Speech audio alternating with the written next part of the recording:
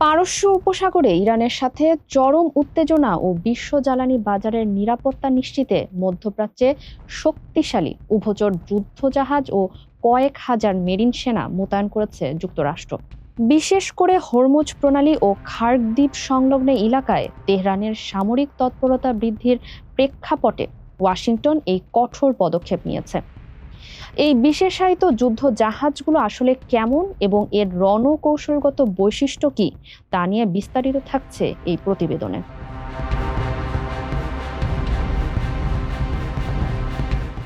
উভচর যুদ্ধজাহাজ USS Tripoli LHA-7 মোতায়েন।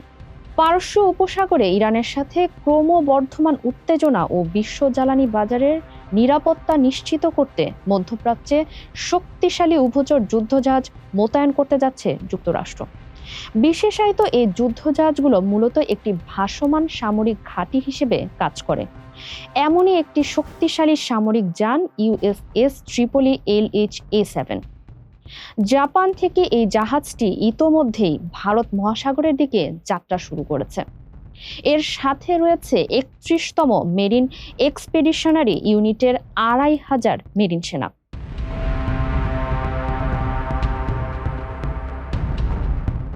স্মরণকালের বৃহৎ সামরিক মোতায়েন। ইরাক যুদ্ধের পর মধ্যপ্রাচ্যে এটিই হবে যুক্তরাষ্ট্রের সর্ববৃহৎ সামরিক সমাবেশ। আগে থেকে এই অঞ্চলে ইউএসএস আব্রাহাম লিঙ্কন এবং ইউএসএস জেরাল্ড আর ফোর্ড অবস্থান করছে। এছাড়া ইউএসএস জর্জ H.W. বুশ রণতরী আটলান্টিক মহাসাগর হয়ে পূর্ব ভূমধ্যসাগর অভিমুখে এগিয়ে চলেছে, যা আগামী ১০ থেকে ১২ দিনের মধ্যে নির্ধারিত এলাকায় পৌঁছে যাবে।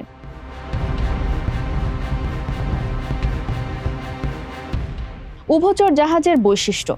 উভচর সামরিক জাহাজের অন্যতম প্রধান বৈশিষ্ট্য হলো এর সমতল ডেক থেকে F-35 এর মতো অত্যাধুনিক যুদ্ধ বিমান ও হেলিকপ্টার যেমন আকাশে উঠতে পারে, তেমনি আকাশপথে দ্রুত সেনা মোতায়েন ও রসদ পাঠাতেও এটি অতুলনীয়। দ্বিতীয়ত, জাহাজের ভেতরে কয়েক ডজন ট্যাঙ্ক, সাজোয়া যান এবং প্রচুর পরিমাণে গোলাবারুদ রাখার জায়গা থাকে। তৃতীয়ত, এই জাহাজের সবচেয়ে বড় বিশেষত্ব হলো এর ওয়েলডেক। জাহাজের পেছনের অংশটি আংশিক ডুবিয়ে এর ভেতর থেকে সাজোয়া যানগুলো অনায়াসেই সরাসরি সাগরে নামিয়ে দেওয়া যায়। এমনকি উভচর ট্যাঙ্ক কিংবা কমান্ডোদের বহনকারী দ্রুতগামী বোটও নামানো যায়।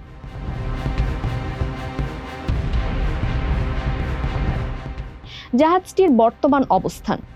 ইউএসএস ট্রিপলি LHA-7 জাহাজটি ১৩ মার্চ জাপানের ঘাঁটি থেকে মধ্যপ্রাচ্যের উদ্দেশ্যে রওনা হয়েছে। বর্তমানে এটি প্রশান্ত মহাসাগর পাড়ি দিয়ে ভারত মহাসাগর হয়ে মধ্যপ্রাচ্যের অভিমুখে এগিয়ে চলছে।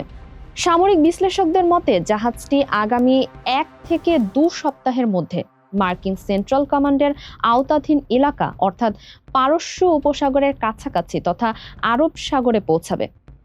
এর সঙ্গী হিসেবে ইউএসএস সান দিয়েগো LPD-22 এবং ইউএস নিউ অর্লিন্স LPD-18 নামক আরও ২টি উভচর জাহাজ আসার কথা রয়েছে।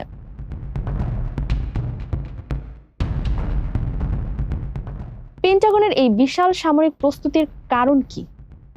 মার্কিন প্রতিরক্ষা দপ্তর পেন্টাগন জানিয়েছেন, ইউএসএস ট্রিপলির সাথে প্রায় ২৫০০ বিশেষ প্রশিক্ষিত মেরিন সেনা মোতায়েন করা হয়েছে, যারা জল, স্থল এবং আকাশ ৩ পথেই যে কোনো মুহূর্তে সামরিক অভিযানে সক্ষম।